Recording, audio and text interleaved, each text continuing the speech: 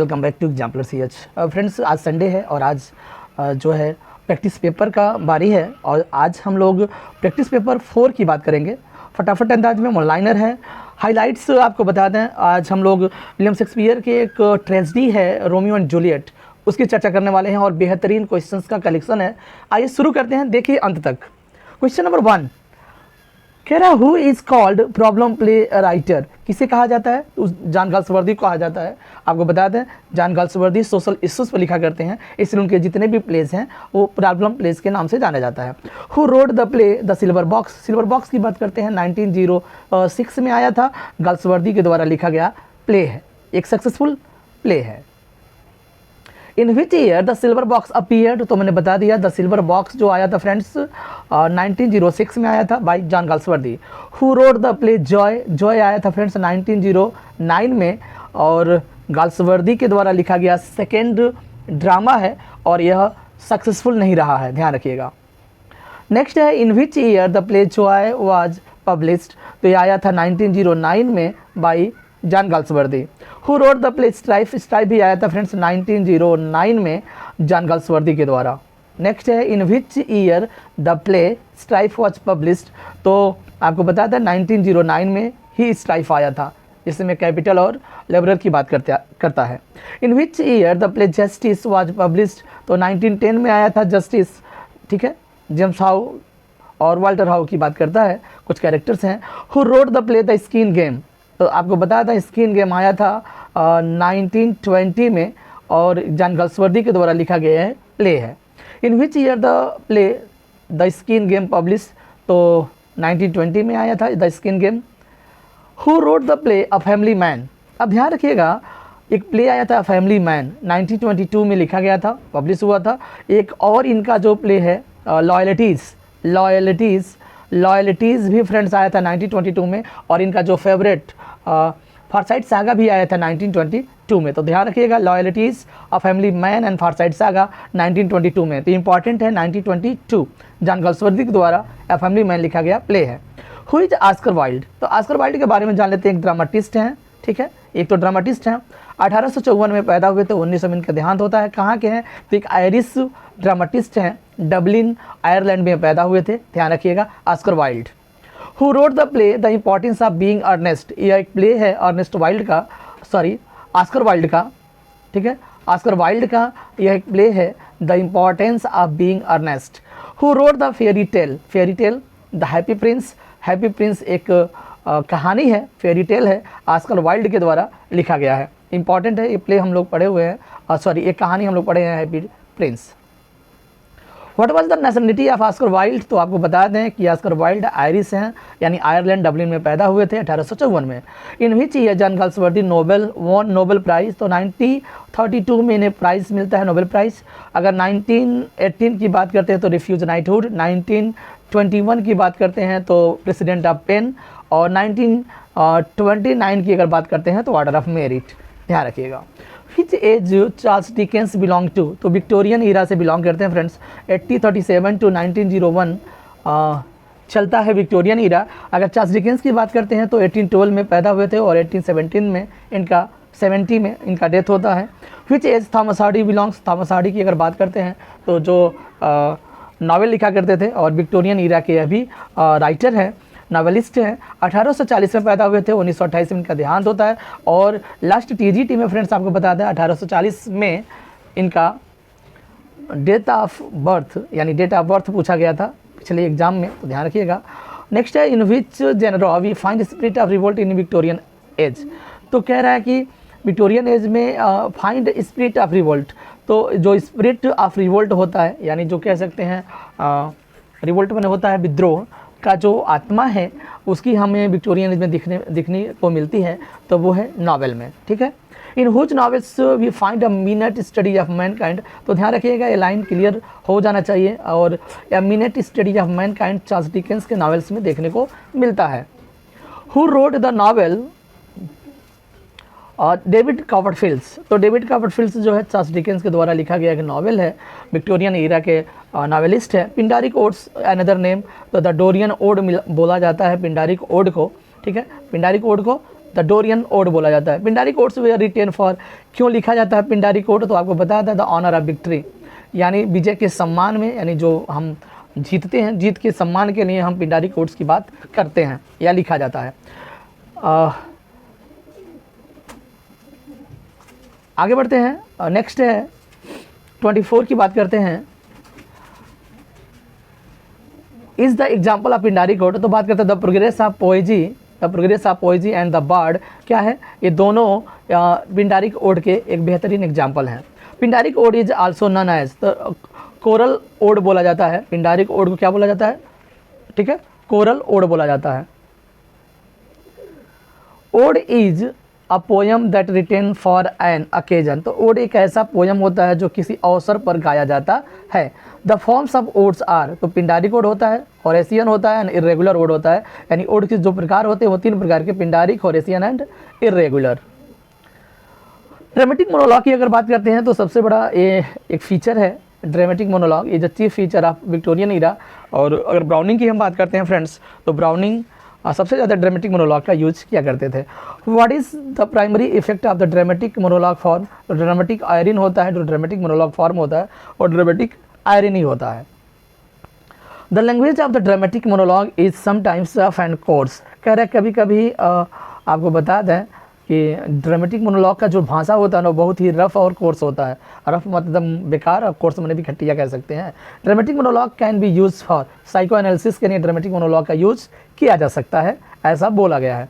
और short story in words is defined as ballad, तो कह रहे हैं कि कैसी छोटी सी कहानी वर्ड्स में हो, डिफाइन किसको करता है, तो बैलेड को। तो बैलेड में स्पेशली एक छोटी सी कहानी होता है जो गीत और डांस के माध्यम से दिखाया जाता है, बैलेड जेनरा होता है। A ballad was a song with a strong narrative substance sung the accompanying of dancing, तो मैंने बोला है ना, गीत भी गाया जाता है, उसमें कहानी भी होती है और गीत और डांस यानी नृत्य दोनों शामिल होता है, तो वो एक जेनरा होता है जिसे हम बैलेड बोलते हैं।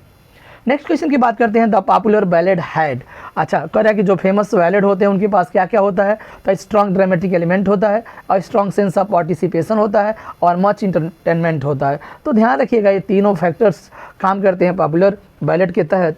अब बात करते हैं friends 35 to 54 Romeo and Juliet जो ट्रेजेडी है विलियम शेक्सपियर का, आया था 1595 में।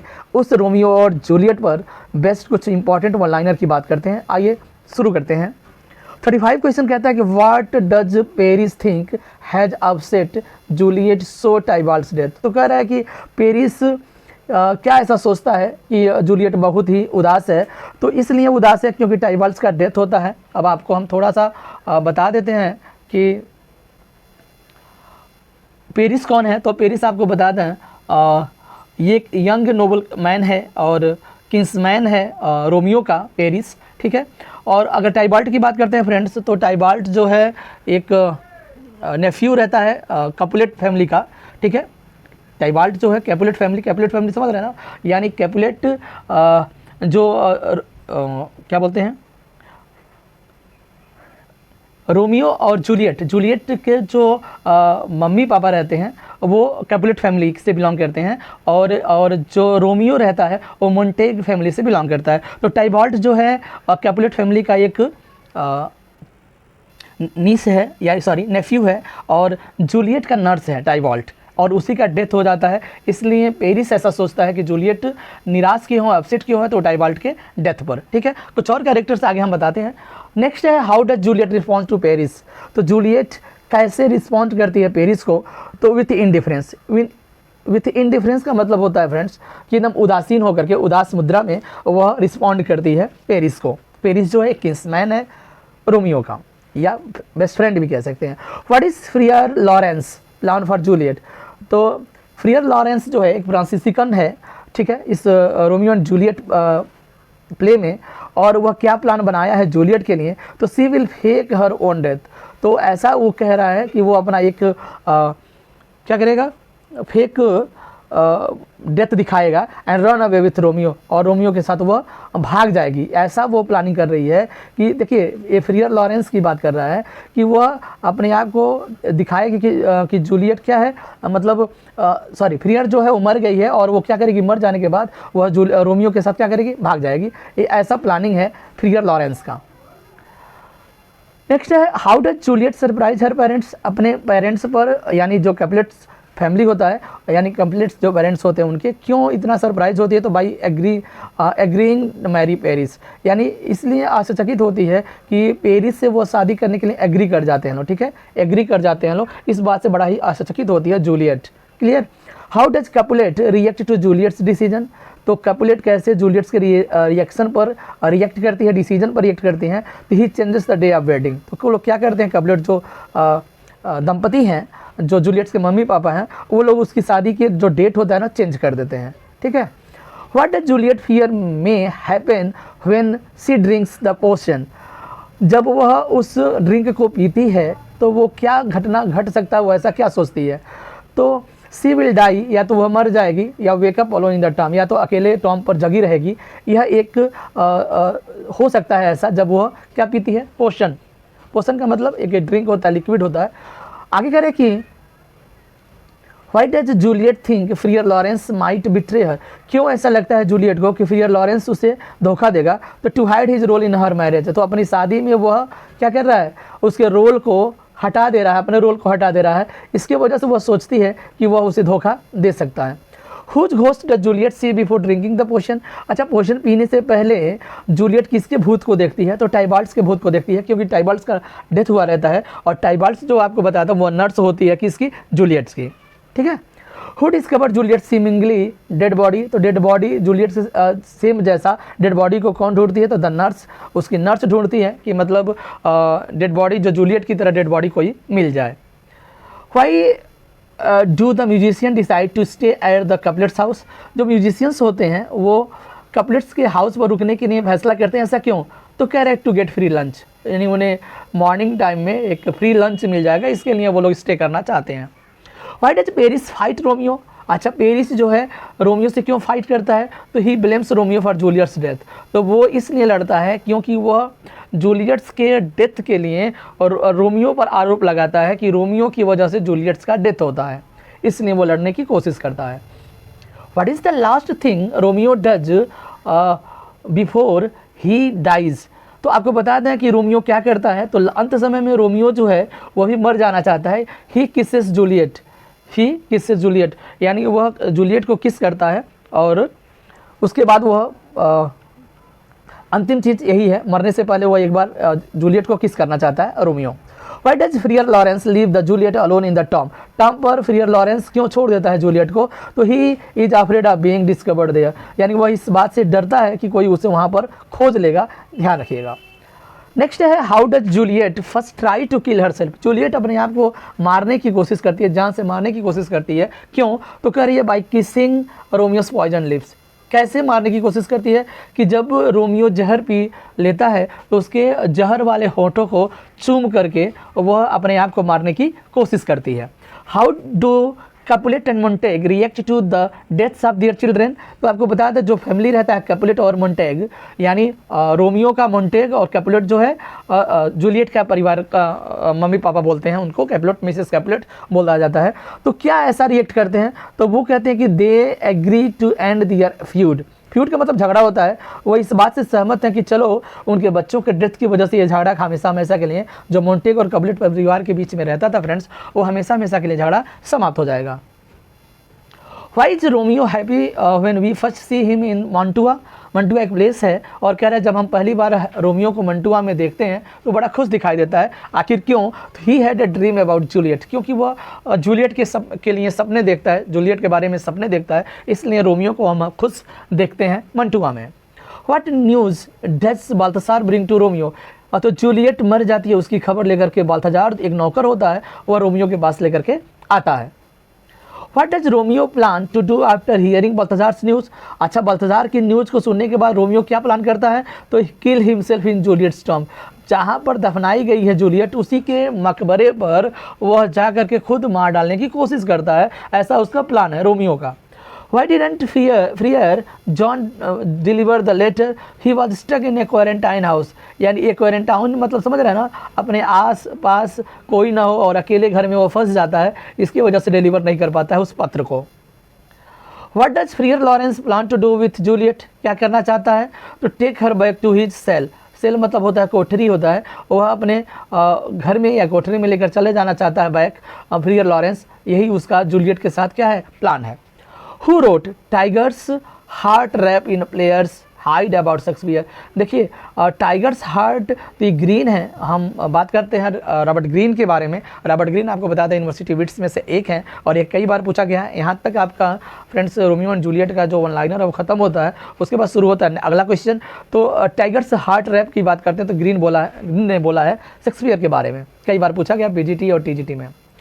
Who is the speaker of this lines. तो लाइन्स देखिएगा क्या, the words is a stage and all the main and women merely players. ये जैकस की लाइन है फ्रेंड्स, लिया गया है एज यू लाइक इट में। हाँ एज यू लाइक इट से लिया गया है और उसमें 7 एजेस ऑफ मैन की बात करता है फ्रेंड्स। और जैकस की लाइन है कि यह जो संसार है ना एक मंच की तरह है और हम यहाँ के क्या है एक प्लेयर है, मेयरली एक प्लेयर मतलब समझ रहे हैं एक पात्र हैं इस मंच के।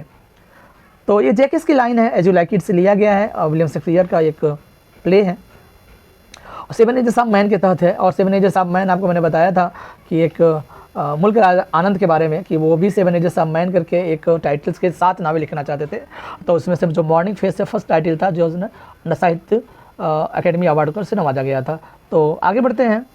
इन which play Shakespeare do you find the following quote, the quality of mercy is not strength. तो ये भी एक इंपॉर्टेंट लाइन हो जाता है, ये लिया गया मर्चेंट ऑफ वेनिस से, ठीक है, मर्चेंट ऑफ वेनिस से टीजीटी 2011 का क्वेश्चन है। और यही लाइन आपको बताया था जस्टिस से भी है, जस्टिस में भी बोला गया है वाल्टर हाउ के द्वारा by John Galsworthy. The quality of mercy is not strength it dropped as the gentle rain from heaven upon a place beneath. तो कह रहा है कि जो दया का गुण होता है ना किसी में ज़बरदस्ती उत्पन्न नहीं किया जा सकता, यह ऐसे उगता है जैसे हेवन से आकाश से जो बारिश अपने आप नीचे गिरता है ज़मीन पर, तो उसी तरीके से उत्पन्न किया जा सकता है। ज़बरदस्ती किसी के अंदर जो क्वालिटी ऑफ मर्सी है ना उत्पन्न नहीं किया जा सकता। मर्चेंट ऑफ वेनिस लिया गया है, ध्यान रखिएगा। Which play of Shakespeare opens with the line "Fair is foul, foul is fair, we shall meet again in thunder, lightning or in rain"। ये मैकबेथ की लाइन है, चुड़ैलों इसमें बोलती हैं। स्टार्टिंग में मैकबेथ आया था 1606 में और यह लाइन जो है फ्रेंड्स इंपॉर्टेंट है लाइन, स्टार्टिंग लाइन है मैकबेथ का। तीनों चुड़ैलें मिलती हैं और जब बैंको और मैकबेथ लड़ करके युद्ध आते हैं और रास्ते में मिलते हैं तभी यह बोला जाता है। बढ़ते हैं नेक्स्ट क्वेश्चन की ओर। The phrase small at in less Greek. तो बेन जॉनसन की लाइन है शेक्सपियर के बारे में, तो ध्यान रखिएगा। In which of the following work of fiction Wordsworth has appeared as character. तो देखिए वर्ड्सवर्थ को कैरेक्टर के रूप में कई ऐसे वर्क हैं जिसमें शामिल किया गया है। अब देखिए उनके नाम मैं आपको बता देता हूँ। विलियम किंसलोविंग का है मिनिस्टर क्रिश्चियन 1996 में आया था। जैस्पर फोर्डे के रूप में आया है द आयर अफेयर्स 2001 में। फिर वेल MC डर्मीड के रूप में देखने को मिलता है कैरेक्टर द ग्रेव टोटो 2006 का। और सुई लिम्ब जो है द वर्ड्समिथ्स एंड ग्रासमेयर 2008। ये इतने जो कैरेक्टर है फ्रेंड्स वह वर्ड्सवर्थ के रूप में दिखाया गया है जो 1996, 2001, 2006, 2008 में दिखाया गया है। Which sonnet of Wordsworth is perceived as the decadent materialism of the time। तो आपको बता दें जहाँ मटेरियलिज्म की बात हम करते हैं, भौतिकवादी दुनिया की अगर बात करते हैं तो the word is too much with us, ठीक है, यह आया था, इंपॉर्टेंट है, ध्यान रखिएगा। और शायद ये 1807 में आया था पोयम, ठीक है, सोनेट है the word is too much with us, जिसमें मटेरियलिज्म को नकारा गया है। Which poem Wordsworth is appreciated by modern critics a greatest ode। तो एक क्रिटिक के द्वारा जो मॉडर्न क्रिटिक हैं उनको ग्रेटेस्ट ओड बोला गया है। And a poem containing impassioned sublimity. और उस पोयम में क्या कंटेंट है, इम्पेंसन्ड सबलिमिटी है, तो वो है ओड इंटीमेशन ऑफ इमॉर्टलिटी। इस ओड को बहुत ही प्रशंसा मिला वर्ड्सवर्थ को, ठीक है। पढ़ते हैं आगे। Milton wrote a sonnet 1652 van.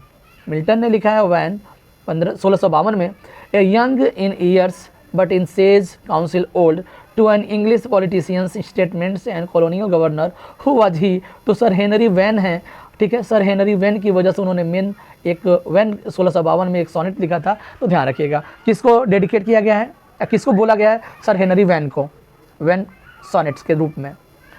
The ready and easy way to establish a free commonwealth was a political tract. तो आपको बता दें जो जितने भी पॉलिटिकल ट्रैक्ट होते हैं, जब पम्पलेट्स हों या प्रोज वर्क हों या लेटर्स हों, उनको ट्रैक्ट के नाम से बोला जाता था जॉन मिल्टन के तहत। और publish in London and the end of the फरवरी 1660, तो 1660 में हुआ था। तो जॉन मिल्टन के द्वारा यह पम्फलेट या ट्रैक्ट लिखा गया है, the ready and the easy easy way to establish a free commonwealth. ठीक है, ये अच्छा हटा दीजिए, ready and easy way to establish. In his 1641 treatise, Milton expressed his dislike for the Catholicism and episcopacy, presenting Rome as a modern Babylon and the bishops as Egyptian taskmaster। तो आपको बता दें फ्रेंड्स, ये of reformation से लिया गया है, जो 1641 में लिखा गया था मिल्टन के द्वारा। आगे बढ़ते हैं, Samson blindness and captivity in Samson against mirrors, किसको रिफ्लेक्ट करता है? तो Milton's own last site, Milton खुद अंधे हो गए थे 1652 44 साल की उम्र में, तो वह सैमसन का जो ब्लाइंडनेस है वही उसको रिफ्लेक्ट करता है। In which work Milton called for the liberty to know, to utter, to argue freely according to conscience above all the liberties, सभी लिबर्टीज़ की बात करता है। तो आपको बता दें, और प्रोटेस्टेंट डिमॉन्स्ट्रेशन और एरियोपैजिटिका है, 1644 में आया था। प्रोज वर्क है, और किसकी बात करता है? फ्रीडम ऑफ प्रेस की बात करता है। उसी की चर्चा कर रहे हैं। आगे बढ़ते हैं, ही इज़ अ शॉर्टिस्ट मैन, देखिए किसकी बात कर रहा है? शॉर्टिस्ट मैन है, विथ वाइट साइड विस्कर्स, यानी सफ़ेद मूछें हैं, प्लेंटी फुल ग्रे हेयर है, श्रीवुड आइज हैं एंड गोल्ड पेनेज स्पेक्टेल्स है। विच कैरेक्टर फ्रॉम जस्टिस आया था 1910 में बाई जॉन गल्सवर्दी, किसकी बात कर रहा है? तो जेम्स हाउ की बात करता है, जिसके बेटे का नाम वॉल्टर हाउ है। ठीक है, who confirms James How that is this was William Falder the young man who cast the cheque. तो आपको बहुत कौन कन्फर्म करता है? तो मिस्टर काउले कन्फर्म करते हैं कि James How that is this was William Falder, यानी बैंक कैशियर रहता है mister Cowley, the bank cashier. तो वही क्लियर करते हैं कि चेक पर जो कैश किया गया है वो काउले के द्वारा किया गया है। When फॉल्डर कॉन्फेसेस हिज ऑफेंस, जब कॉन्फेस कर लेता है फॉल्डर अपनी गलतियों को, तो क्या वो कहता है? तो ही replies that he was badly in need of money, तो वो कहता है कि बहुत ही ज़रूरत था उसको पैसे की, इसलिए उसने गलत किया है। मान लेता है अपनी गलती और कहता है मैं लौटा दूंगा। What changes were made the cheque and counterfoil by Falder, तो Falder he added nought to 9 and 99, actually 9 को वह 90 बना करके पैसे हड़पने की कोशिश करता है, यही उसका मिस्टेक रहता है जस्टिस में। What promises William Falder makes to James How and when he found guilty, तो कहता है कि I will pay the back, I will promise, मैं वादा करता हूँ कि मैं पैसे वापस कर दूंगा। वो विलियम फॉल्डर ऐसा जेम्स हाउ से कहता है। Choose the alternative which can be best replace the underline, तो देखिए सेंटेंस क्या है भाई? Ant is believed to be the most industrious creature, चींटी को बहुत ही एक कठिन परिश्रमी माना जाता है, विश्वास किया जाता है। तो इंडस्ट्रियस मैंने होता है कठिन परिश्रमी, और डिलीजेंट बने वही होता है कठिन परिश्रमी। तो इसका इंडस्ट्रियस का क्या हो जाएगा फ्रेंड्स? डिलीजेंट हो जाएगा। In teaching poetry the emphasis is laid on appreciation, actually poetry में जो भी एम्फेसिस होते हैं वो अप्रिसिएशन के मामले में होते हैं, ध्यान रखिएगा पोइट्री को पढ़ाते वक्त। बात करते हैं next, which of the following alternative provides the most appropriate one word substitution है। तो वन वर्ड सब्स्टिट्यूशन हम डायरेक्ट देखते हैं क्या है। कहता है कि ये supporter of the cause of women, एक महिलाओं के कारण, जो महिलाओं के बहुत ही बड़े सपोर्टर होते हैं उन्हें फेमिनिस्ट बोला जाता है। ठीक है, और महिलाओं के बीच में रहने वाले पुरुषों को इफेमिनेट बोला जाता है। ठीक है, और जो महिलाओं का सपोर्टर होते हैं वो फेमिनिस्ट कहलाते हैं। तो वन वर्ड सब्स्टिट्यूशन के तहत फेमिनिस्ट हो जाएगा। Choose the correct alternative to complete the sentence, तो सेंटेंस देखते हैं। The gardens in Srinagar are more beautiful than those of Mysore, तो आपको बता दें कि जो यहाँ पर कंपैरेटिव डिग्री की बात किया गया है, अगर कह रहा है कि मैसूर के गार्डन से जो श्रीनगर के गार्डन्स हैं वो ज़्यादा सुंदर हैं, तो आपको बता दें यहाँ पर मोर ब्यूटीफुल आया है, और मोर ब्यूटीफुल जो है कंपैरेटिव डिग्री को शो करता है। बात करते हैं नेक्स्ट क्वेश्चन की, fill in the blanks with the appropriate auxiliary verb. तो ऑक्सिलरी वर्ब की बात करता है। सेंटेंस देखिए कि आई विश, और जहाँ आई विश आ जाए वहाँ पर आई के साथ वेयर का प्रयोग करते हैं, क्योंकि यह एक हाइपोथेटिकल सेंटेंस है और ऐसा माना जाता है कि काश मैं मर जाता, इसके लिए हो जाएगा I wish I were dead. तो आई के साथ वाज का प्रयोग न करके आई वार डेड हो जाएगा। और ऐसे सेंटेंस कई देखने को मिलते हैं कि काश मैं भारत का प्रधानमंत्री होता, तो I wish I were a PM of India. तो आई के साथ वेयर की बात करता है। आगे बढ़ते हैं क्वेश्चन नंबर नेक्स्ट की। Choose the correct part of speech of the underline word in the following sentence. तो सेंटेंस देखिए क्या है, सी रैन फास्ट इन द टूर्नामेंट। तो टूर्नामेंट में यहाँ फास्ट अंडरलाइन किया गया है। तो अगर हम बात करते हैं फास्ट का, तो सी रैन फास्ट, तो रैन जो वर्ब है, सी यहाँ पर प्रोनाउन सब्जेक्ट की बात कर रहा है। फास्ट आपको बता दें किसकी बात कर रहा है, तो वर्ब की बात कर रहा है। अगर वर्ब की बात कर रहा है तो फास्ट क्या हो जाएगा, एक एडवर्ब हो जाएगा, ध्यान रखिएगा। Choose the most appropriate option to fill in the blank with the following sentence. तो आपको बता दें लिखा है the meeting with vote of thanks, तो डॉट डॉट दिया है, तो आपको बता दें द मीटिंग कंक्लूडेड। कंक्लूडेड का मतलब होता है कि सब मिला जुला करके मीटिंग को समाप्त किया गया, किसके तहत, वोट ऑफ थैंक्स, लास्ट में वोट ऑफ थैंक्स बोला जाता है उसके तहत, तो कंक्लूडेड वर्ड यहाँ पर फिल किया जाएगा। 81 की बात करते हैं, choose the correct alternative to fill in the missing preposition. Friends preposition पूछ रहा है, तो हम सेंटेंस देख लेते हैं क्या कह रहा है। आल्दो ही इज़ ब्लाइंड, फिर भी, यद्यपि वह अंधा है, he is very fast calculation, तो डॉट डॉट है तो फास्ट ऐड कर लीजिएगा, यानी इसका हो जाएगा Aldous he is blind he is very fast at calculation, calculation में बहुत ही तेज़ है, तो एट प्रीपोजिशन की हम बात करेंगे। नेक्स्ट है select out of the following the prefix. Prefix मतलब समझ रहे हैं ना, जो पहले यूज होता है, और सफिक्स माने जो बाद में यूज होता है, यानी जो हिंदी में हम बात करते हैं ना प्रत्यय उपसर्ग की बात, वही हम इंग्लिश की बात कर रहे हैं। तो कह रहा है यहाँ पर प्रीफिक्स की बात कर रहा है, और सेंटेंस सॉरी जो शब्द है वो प्रॉपर शब्द है, और ऐसा कोई प्रीफिक्स जोड़ना है जो उसका अपोजिट बन जाए। तो आपको बता दें प्रॉपर का प्रॉपर मतलब होता है उचित, और इसका इम्प्रॉपर हो जाएगा जब आई हम जोड़ देंगे तो इम्प्रॉपर हो जाएगा, और इम्प्रॉपर का मतलब हो जाएगा फ्रेंड्स अनुचित, ठीक है। अपोजिट भी बन के तैयार और प्रीफिक्स भी लग गया इम, आई एम। 83 की बात करते हैं, the natural order of learning a language. किसी भाषा को पढ़ने के लिए नेचुरल माने एक स्वाभाविक जो ऑर्डर है, क्रमबद्ध है, वो पहले लिसनिंग पहले सुना जाता है, स्पीकिंग बोला जाता है, रीडिंग पढ़ा जाता है, आफ्टर देन राइटिंग लिखा जाता है। तो ये जो सीक्वेंस है यही सही है, listening, speaking, reading and writing. Blooms taxonomy की बात करते हैं friends. Blooms taxonomy is use for classifying objectives, यानी पढ़ाई के जो ऑब्जेक्टिव्स होते हैं, लक्ष्य होते हैं, उस ब्लूम्स टेक्सोनॉमी जो है इसके लिए प्रयोग किया जाता है। इन ट्रांसलेशन कम ग्रामर, अब देखिए एक थियरी है translation come grammar method, the teacher is very important. तो कह रहा है कि अगर ट्रांसलेशन कम ग्रामर में अध्यापक की क्या भूमिका है, तो वेरी इंपॉर्टेंट, बहुत ही इंपॉर्टेंट हो जाता है अध्यापक की। नेक्स्ट बात करते हैं, the main aim of using direct method is so enable listening to get mastery in the use of. तो कह रहा है कि फॉरेन लैंग्वेज में ऐसा डायरेक्ट मेथड की बात कर रहा है, फॉरेन लैंग्वेज में होगा ऐसा। In structural approach in the listeners gets mastery, तो स्ट्रक्चर ऑफ सेंटेंसेस की बात करता है स्ट्रक्चरल अप्रोच में।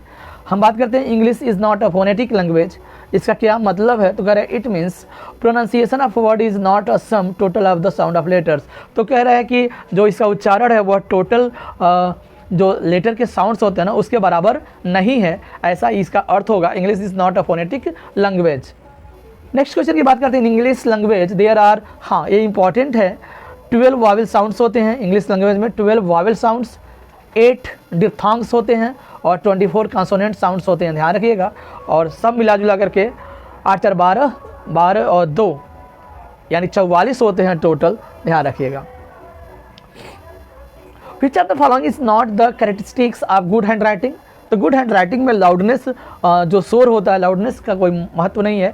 The main purpose of teaching poetry is to develop aesthetic sense, सौंदर्यता को दिखाता है, पावर ऑफ इमेजिनेशन और कल्पना के शक्ति को दिखाता है टीचिंग ऑफ पोइट्री के बारे में, ये मेन पर्पज होता है friends. Which of the following is not the example of free composition in English. तो क्या example not example for free composition English. तो फ्री कंपोजिशन की अगर बात करते हैं तो पिक्चर कंपोजिशन बहुत नेसेसरी नहीं होता है। Who have been describe as half man, Hamlet की बात कर रहा है फ्रेंड्स। तो हेमलेट जो है में हाफ मैन 2 लोगों को बोला जाता है, एक है रोजेक्रेंट्स और गाइल्डस्टर्न, ठीक है। और रोजेक्रेंट्स और गाइल्डस्टर्न जो हैं इनको दोनों को हाफ मैन या मैडमैन बोला जाता है, ध्यान रखिएगा। आगे बढ़ते हैं, the native hue of resolution is sicklied with the pale cast of thought. ये लाइन देखिए हेमलेट से लिया गया है, और किसने बोला है, तो प्ले हेमलेट में यह हेमलेट का ही लाइन है, the native hue of resolution is sicklied over with the pale cast of thought, Hamlet के द्वारा बोला गया लाइन है। Who amongst the following has been called by the Dowden as. अच्छा, डाउडेन के द्वारा किसको बोला गया है, तो smaller, shriller, fiercer, more eager, piece and malice of malice, Regan को बोला गया है किंग लियर की जो एक कैरेक्टर है रेगन, उससे बोला गया है। The tyranny of the open nights too rough for nature and endure, who utters this words in the play King Lear. एक किंग लियर की लाइन है, केंट के द्वारा इंपॉर्टेंट फ्रेंड्स है, किंग लियर का जो केंट कैरेक्टर है उसके द्वारा यह लाइन बोला गया है, the tyranny of the open nights too rough of all Shakespeare's tragedy, जितने भी ट्रेजेडी हैं शेक्सपियर के, I would answer not even excepting King Lear, King Lear को नहीं, ओथेलो को नहीं, is the most painfully exciting and the most terrible. तो ये लाइन बोला गया एसी ब्रेडली के द्वारा, जितने भी विलियम शेक्सपियर के जो ट्रेजेडीज़ हैं, एक्सेप्टिंग किंग लियर और ओथेलो को छोड़ दीजिए, तो उसके बारे में बात कर रहा है। बहुत ही पेनफुली दिखाया गया है, मोस्ट टेरिबल भी दिखाया गया है, एसी ब्रेडली ने ऐसा बोला है। O beware of my lord, O jealousy of jealousy, it is the green-eyed monster which doth mock the mint it feeds on, which utters। तो ये यागो बोलता है, ओथेलो की लाइन है, O beware of my lord of jealousy, it is the green-eyed monster। तो यागो की line है, important line है, लिया गया ओथेलो से, एक ट्रेजेडी है विलियम शेक्सपियर का। At which event do Orlando and Rosalind meet, किस इवेंट में अर्नाल्डो और रोजालिंड मिलते हैं एक दूसरे से। एक रेसलिंग मैच होता है फ्रेंड्स, उसमें ये दोनों मिलते हैं। What name does Rosalind assume, कौन सा नाम ऐसा एज्यूम करती है फॉर हर डिस्गाइज सेल्फ, यानी अपने आप को डिस्गाइज करने के लिए, छिपाने के लिए गैनीमेडे जो है नाम एज्यूम करती है रोजालिंड खुद के लिए। The plural for man servant की अगर बात करते हैं तो मैन सर्वेंट हो जाता है फ्रेंड्स, मैन का मैन हो जाएगा, सर्वेंट का सर्वेंट्स हो जाएगा। ये TGT 2004-5 में पूछा गया था फ्रेंड्स। आगे बढ़ते हैं। The plural for handful, handful हो जाएगा, हैंड्सफुल नहीं होगा, हैंडफुल्स हो जाएगा, ध्यान रखिएगा, TGT 2005 में पूछा गया है। विच of the following is an example of indirect personal pronoun reflexive, तो यहाँ टू माई सेल्फ हो जाएगा, टू माई सेल्फ रिफ्लेक्सिव, और क्या बोलते हैं, इम्फेटिक प्रोनाउन और रिफ्लेक्सिव प्रोनाउन में सेल्फ वाला रूप जुड़ता है। Find the correct spelled word, besiege होता है फ्रेंड्स, SIEG होता है, बिसीज मैंने घेरना, घेरा डालना होता है। Find the correct spelled word TGT तो दिलेम्मा होता है, दिलेम्मा का मतलब होता है बाल बात बचना। Find the correct spelled word corporate होता है, कॉर्पोरेट का मतलब पुष्टि करना, 2004 में पूछा गया है। पंक्चुएशन की हम बात कर लेते हैं, देखिए अक्सर पूछा जाता है TGT में, आज पंक्चुएशन को मैंने ऐड किया है। At sunset the general taking decision march forward, तो at sunset comma the general comma taking decision comma march forward, यानी सूर्यास्त में जनरल फैसला लेते हुए आगे बढ़ने, यह होगा, ठीक है। अमृत शर्मा लिखा है, तो यस यहाँ स्मॉल लेटर है, तो ध्यान रखिएगा। तो हम बात करते हैं कि Amrit Sharma is a metro railway employee, तो हो जाएगा Amrit Sharma is a metro railway employee, तो मेट्रो रेलवे कैपिटल लेटर हो जाएगा, अमृत शर्मा कैपिटल लेटर हो जाएगा, employee. Read not to contradict, not to believe but to weigh and consider, देखिए ये भी इंपॉर्टेंट लाइन है, ध्यान रखिएगा। तो हो जाएगा read not to contradict, not to believe comma but to weigh and consider, तो कामा बीच में लगा दीजिए और बाकी सही है। स्पेंसर की बात करें, the great English poet lived in the time of Queen Elizabeth, तो देखते हैं कैसे किया गया है।